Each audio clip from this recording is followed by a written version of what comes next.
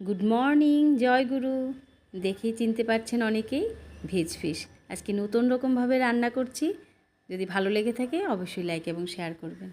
এই যে ভেজ ফিশটাকে নিয়ে নিয়েছি। এখন একটু হলুদ গুঁড়ো, লঙ্কার গুঁড়ো, একটু নুন দিয়ে এগুলো মাখিয়ে আমি ফ্রাই করে নেব। আমরা অনেকেই এটাকে ইলিশ সিদ্ধর মতো আমরা খেয়েছি। আমিও আপনাদের রান্না করে দেখিয়েছি কিভাবে ইলিশ সিদ্ধ আমরা যেভাবে খাই, সরিষা দিয়ে, সেটা করেছি। আজকে একটু অন্যভাবে করার চেষ্টা করছি। এই যে ক্যাপসিকাম, টমেটো, কাঁচা লঙ্কা, আদা, কাঠবাদাম, তারপর একটু চিনেবাদাম আর একটু কাজু বাদাম, এই সবগুলো আমি নিয়ে নিয়েছি। এগুলো সব পেস্ট করে নেব। আর এখানে ফ্রাই প্যানে ভেজে নিলাম। আর এখানে হিং আর একটু তেজপাতা, এটাই ফোড়নে দিয়েছি। দিয়ে এই যে মিক্সিতে সবগুলো বেটে নিয়েছি আমি।